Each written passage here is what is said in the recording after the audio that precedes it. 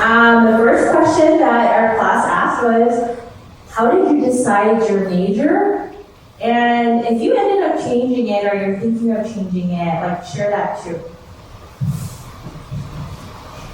Go left to right. So anyone can start and then. Hi, Josh. Okay. Wait, it's about the major, right? Yeah, maybe major, yes. How did I decide my major? I think like I knew like what I wanted to do in college, like from high school. So I just searched up for that. So yeah, so I wanted to become a physical therapist. So I knew that if I wanted to go to I knew that the major I chose in college would have to be like something related to that. So that's pretty much how I decided on my major. So I was a kinesiology major in college, but I decided to stick with it because I think if you have a passion for your, I guess, for what you want to do in the future, then you would want to stick with the major that you're in. I think thankfully, God gave me that direction already in college, but I also understand that sometimes God will also lead people to change majors also, because different interests they change, and nothing is and nothing's final. So yeah, that's what it is.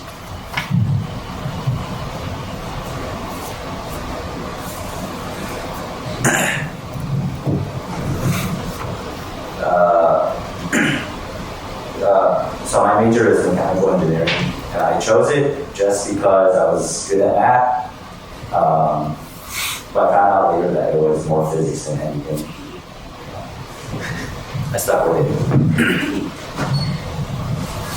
I think for me, in high school, I really enjoyed anatomy, and I didn't like math or English or any other subject, so I felt like the only way that I would enjoy doing something is something with science or in the health field. Well, like I shared earlier, I'm a nursing major, and originally nursing wasn't my only option when I was applying to schools, because during that time I felt like I was not going to get in. I doubted myself, but God's will, I am still in nursing school, and I did stick with my major. I feel like in high school I jumped through a lot of different career choices, and by the time senior year came, it was very tight between film and law. And how I chose was I just thought about the pros and cons, and I really thought future forward. And I think I based my decision on something that I feel like I can see myself being happy doing. Even if you ask me if I'm 50, I feel like film is something I'd be happy doing or be excited about. Thanks. Well, we're to question 2. How did you know which college God was leading you to?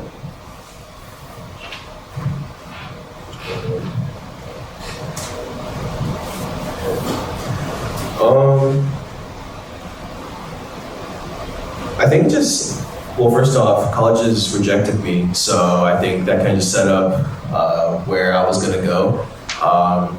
And I think I looked into programs too, because in colleges, you might have the same programs, but some colleges might be more reputable than others. So I think I mainly chose my college based off of what program they had and how reputable it was. But I think also it's just, I did pray about it for quite some time also. But I think in the end, it all came down to the program, and I think just probably convenience also, because I went to Cal State Fullerton, so it was close. It was close to my house, and it was also close to my work too. So it was kind of a double benefit from that. So yeah.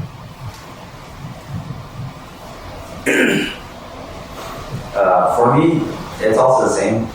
Going out of college, I was rejected everywhere besides Cal Poly. And Cal Poly was good for engineering, so I might as well go. But going out of high school, I was, a bit disappointed. So then I said I was going to try one more time to apply. So that's what I did, and I applied after 2 years. And at this point in time, I actually really like Cal Poly, so I wouldn't have minded staying. But I also did already apply, and I got into UCSD first, and I was praying, and I was saying that like, oh, if I get into USC, then I'll go there instead. And I also, so that's what happened. I went to USC, so I went there, and I also still committed to this church because it's relatively close. Yeah. I think for me, similar to Josh and Kevin, I was basically rejected from all the schools that I wanted to go to, knowing with the expectation that my major was not easy to go into. But I think like what kind of made me thinking was, like I said earlier, I had 2 options. I didn't have to go into nursing. I also had a second option. But I think like through prayer and a lot of discernment, but also kind of thinking through like what would I like enjoy doing after I come out of college. I think the only way and open door that like God revealed was going to Biola, and I will be honest, that was not somewhere that I thought I would be going as like coming out of high school. But I also knew that if I went there, there was a reason that God was leading me to go there. And I think throughout my years there, like I kind of figured out my place and reason as to why God has placed me there. Although in the beginning there was many doubts as to like why are we going to like a Christian college and anything that comes along with the lines of like why Biola or like just for the sake of choosing a major. So yeah. Also, I feel like a lot waitlists and rejections definitely made the options a lot more limited. But I think I really want to stay local because I feel like the idea of going anywhere further than like 3 hours is kind of scary. But I think I chose Berkeley because I feel like when I was here, I wasn't growing very much in any aspect of my life, and Berkeley gave me a chance to see who I was outside of like the walnut bubble, I think. And I think it was very revealing of, I think, my character, my maturity, and like where I was in my faith. So eventually it worked out, but a lot of it was just based on wanting to see like who I was outside of this. Yeah. I'm going to insert in a question that came from one of the post-its. This is for Janelle. Since you shared a little bit about your faith, it says, "Hi Janelle, how did you keep up with your Christian faith in Berkeley? I'm having trouble searching for a church there." This person's going to go to Berkeley too, so.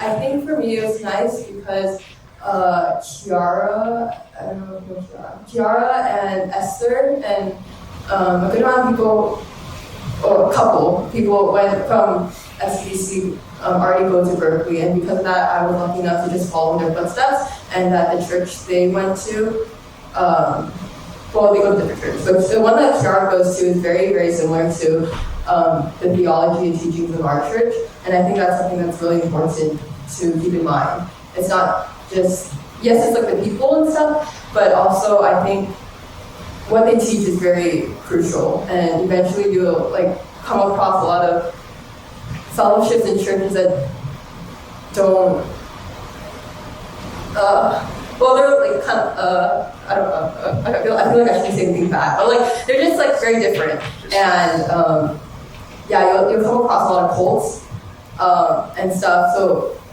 I think for me it was just easy to see where people from here went, but like in all cases I feel like you should explore on your own. like church hopping, fellowship hopping is very important too. See where you fit. Like me and in my grade, it was me, Emily, and Luke, and we all go to different churches. Or Emily and Luke are part of different fellowships than I am. So it's not like one is better than the other. I think it's finding what fits you the most and keeping in mind what they teach and also the people there and how comfortable you feel and stuff. Thanks, Janelle. I'm gonna kind of hop around the questions and you touched on the topic of church. I'm gonna hop to number 5. What was your experience like finding a church to commit to and the college ministry? I know some of you guys like commuting, and what kept you like staying at SCBC for college? And those of you who maybe like ventured out of it, like what was that experience like? Like what did you encounter? How did you make a decision on what church to commit to?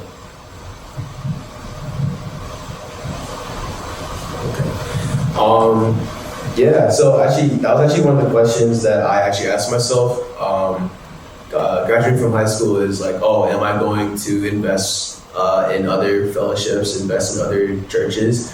But I think like what came down for me was like, I think not only the fact that I've been at FCBC for a long time, but like I also knew the structure. I also knew people in the college ministry who have also invested in me as well. So I think their influence has definitely helped me a lot in my search for a fellowship in a church. But I also went to a few like college fellowships and everything, and to be honest, and they were fine, you know, like they were good, but it's not like FCBC, you know. I think for me, like I wanted to keep growing in college. But when I was going to certain fellowships on college campuses, that wasn't really their focus, and understandably so. A lot of their fellowships were based off of like, oh, your social gatherings, and you know, like they'll share like a short devo, but to be honest, like when I heard the devo that one time I went to a college fellowship, the guy who was giving the devo didn't exactly connect application with the passage so well and kind of took things out of context. So I found from the beginning, and I knew that if I'm going to go to a fellowship that does that, I don't think that's worth my personal walk with Christ, because I want to grow in knowing the word and even to apply that in my life, right? But also utilizing the text in a way that stays true to the word, right? So I wanted to go to a fellowship that does that, and out of all the fellowships I've been to, Turf is the only one that does that. So I think for me, I knew where I wanted to grow in my walk with Christ. And also going back to FCBC, like I didn't have to search for people to talk to or to receive guidance from. Like I knew the people I could approach, and I knew them from different gatherings that we've had in the past. And I have to say that like my time here at Turf and being under the guidance of certain pastors and counselors has really helped me to grow in ways that I never knew that I could. And also, they also helped me to realize the type of person that I am with God and without God. So I think, that was really just my experience just trying to commit to the church. Really, just seeing like, I guess you have to really just reflect on yourself and really see like what like is your walk with God important to you. And I think how you view that will influence how you choose a fellowship or a church.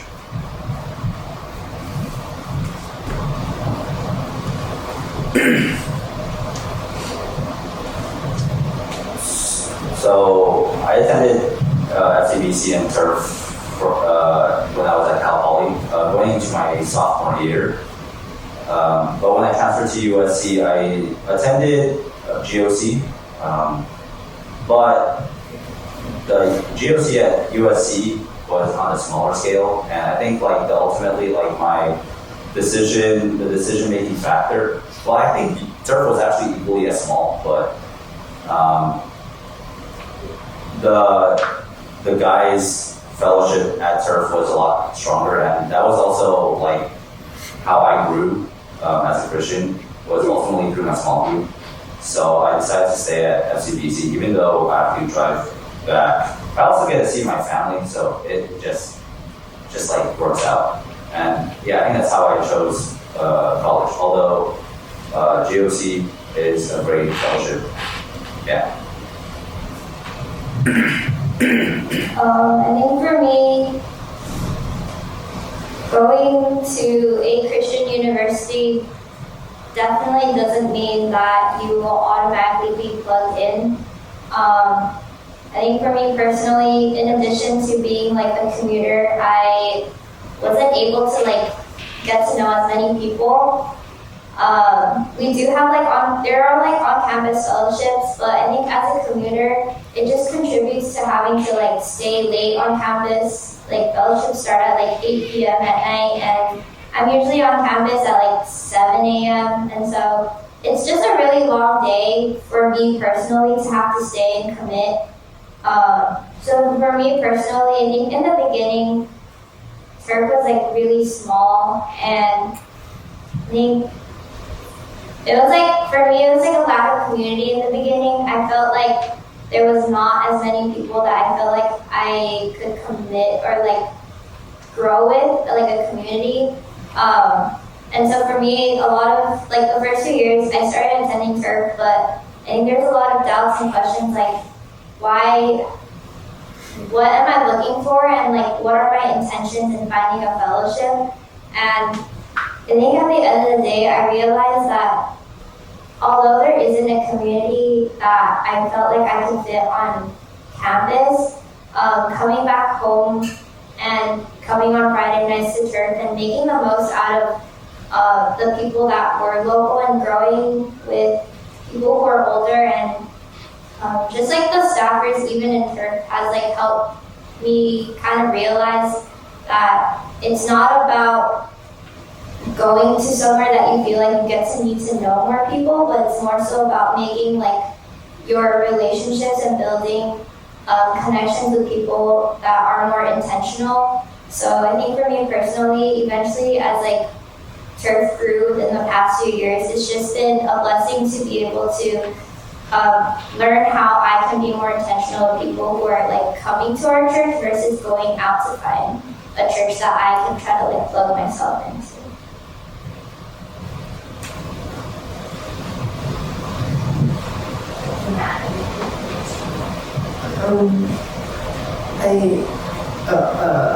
I feel like, I guess in terms of committing, I found it to be really difficult because for the first time, like I had experience what being a newcomer was like. And it's something that Kevin emphasizes a lot, is comforting newcomers and like making sure they feel welcome. And while I did it, I feel like it's very different to be in the shoes of someone who is a new kid.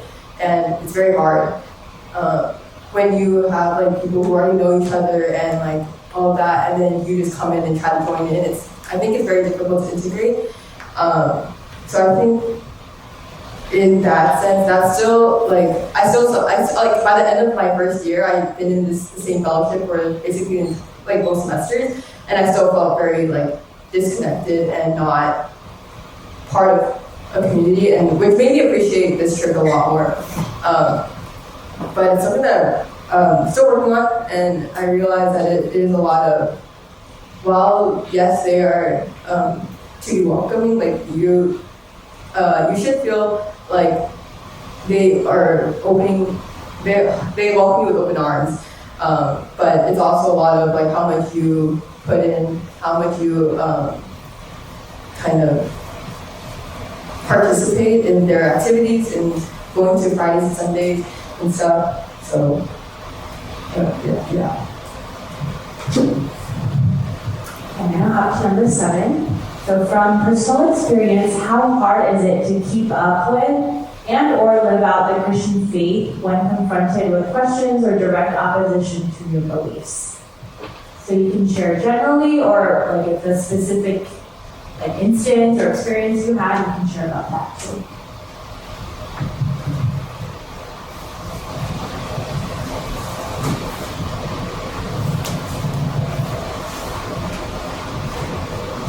It's hard. It's hard because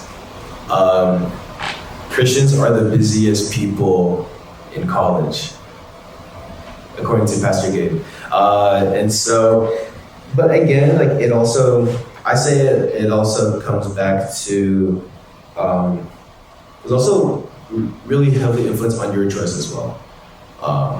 Again, how do you view your relationship with God? How do you view God in general? But it's hard to keep up sometimes because you're trying to balance your spiritual life, you're trying to balance like school, possibly activities, and for me, I worked, and my shifts are like 5 hours long, so there'll be days where I'll be at work all day, there'll be days that, like I went to school, then I went to work, and then I won't get back home till like after 7, and by then I'm like exhausted, or sometimes I want to work out, but that's also hard to implement sometimes because of all the different things that I had lined up, and also small group leading, small group prepping for the Saturdays, possibly turf things, and yeah, it was really busy. But as much as it is hard, it's also again how much do you really want it? And I think a lot of the Christian life is also about really just pursuing God. What is your desire? Do you desire God, or do you desire the things of this world? And I think just living out the Christian faith,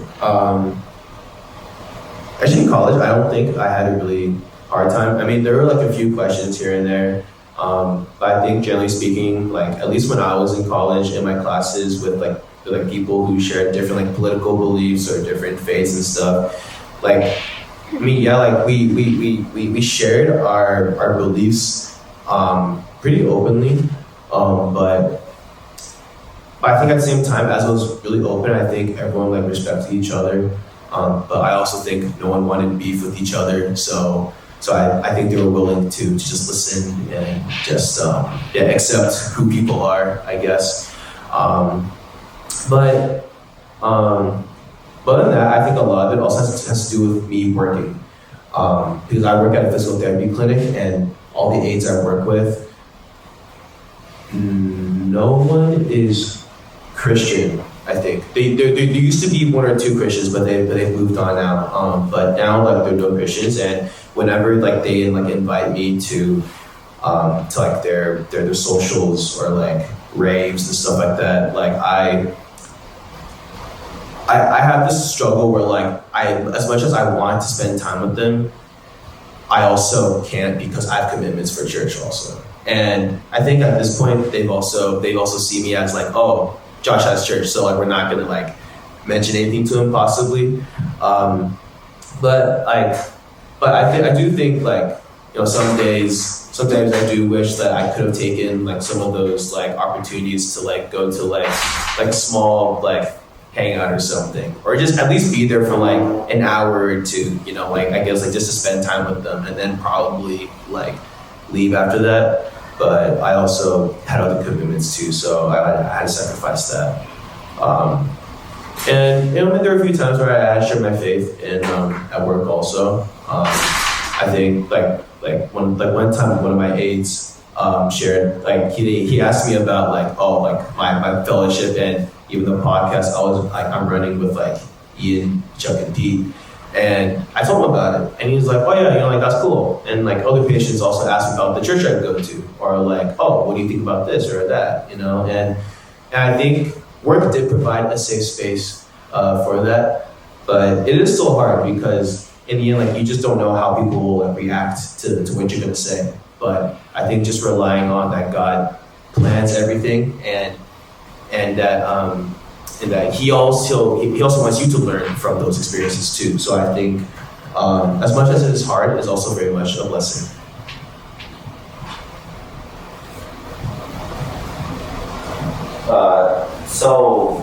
My personal experience with direct or questions or direct opposition to my beliefs is with my roommates. So when I first transferred to USC, I had 3 random roommates. They were generally really fun to be around, but occasionally they have questions, very, apologetic type questions that I didn't have the answers to. And I think when I was trying to answer them, it was not out of love, which I think should have been the priority. It was out of, I guess, like my pride in trying to explain or reason why Christianity is correct. And I drew a blank, like, frequently, because I explained out of pride instead of love. And yeah, I think like following up after that, like how do you process it? Do you respond with, I guess, like encouragement or like discouragement, right? Like encouragement in the sense of, oh, I don't really know much about my faith. Perhaps I should like learn more, to ask other people questions, to grow more, right? Or be discouraged and I guess like maybe fall away. But yeah, I would say like there are many times where we don't have the answers, but it truly is like relying on the Holy Spirit in the moments when you are opposed to these questions, where you can actually gain like wisdom, relying on God instead of your own ability. There's another moment where I was sharing my faith to my friends, and it wasn't out of pride, but it was out of love. And they asked me questions where I never even thought of, but relying on the Holy Spirit, and I was able to answer them. And yeah, I think, so like summarizing, just don't be discouraged, and well, do everything in love. Yeah. I think from my personal experience as a college student and a nursing major, you're very busy. And as a collegian, I think obviously you want to like do well in your studies and excel and focus on your studies, but in all honesty, like living out my Christian faith the past 2 years has definitely been a challenge and a difficult walk with Christ, because there are days where I'll be so tired that I will put God at the end of the day. And I think when I put God at the end of the day, I'm like, I'm not getting anything out of it. And I think the only way that I found myself kind of confronted was during my time when I'm with patients during my shifts. They'll be talking to us and they'll come up to us and be like, oh, we've never seen like students like you guys so welcoming and stuff. And so I think having those questions and like conversation starters was one way that I was able to like live out my Christian faith. But there's definitely like challenging times where they would ask a question or kind of go quiet because they just don't want to listen to you talk. And I think it was discouraging at first because we were told by our professors that we should do all that we can, but at the end of the day, I think personally, it really relies on God and preparing your own heart when you're encountered with situations like that. So I think for me, before I even go to class or whatever I'm doing for the day, it just starts off with like praying to God and giving me the wisdom and allowing kind of like Him to work through me as like a vessel of my everyday life, whether it be like students on campus who proclaim they're Christian but their actions don't live up to it, or just people that I encounter during like my clinicals for my nursing experiences. And yeah. I feel like when I went to college, I realized how unequipped I am in the Bible, and because I feel like I got to talk a lot with, or have very like civil debates with Muslims, with non-Christians, atheists, and people from like Indian religions I've never even heard of. And they ask a lot, it's a lot of apologetics, they ask a lot of questions that I don't think I ever really thought deeply about, because it's something that's been instilled since I was like really young. So that was really hard, and it made me realize how, yeah, I think it kind of opened my eyes a little bit to. I thought I knew everything, or not. I thought I knew like at least enough, but it wasn't enough. Even like last week, I had a very close friend call me, and we ended up talking a lot about he ended up asking a lot of questions that questioned God's goodness and like how we related to Him, and then he's a very close friend, but then he was saying things like, "Oh, isn't God kind of pathetic in this aspect, or isn't He kind of?" And then the fact that I couldn't respond well, I had to admit that, I don't know how to respond to that. I'll like catch up with you like later when I kind of figure it out. I think it's very eye-opening, and so I feel it's hard, but it does show your knowledge, how much time you dedicate yourself to the word. I think because I feel like growing in this bubble, I feel like the walnut bubble, you don't meet too many people who directly try to attack your beliefs. And going out of that bubble, you realize that a lot of the world is like that. And equip yourself is very important. Speak truthfully. Thank you guys. We have more questions, but we're out of time because I know there's youth service coming up. But I really appreciate you guys sharing so honestly and vulnerably to some of these questions. I think that's the reality of our Christian faith. It goes through ebbs and flows, and God uses every opportunity to grow us and humble us. And so I really appreciate the humility that you spoke with and the honesty that you had. So I'm going to ask Aaron, can you close us in prayer, and then we'll kind of transition into youth service.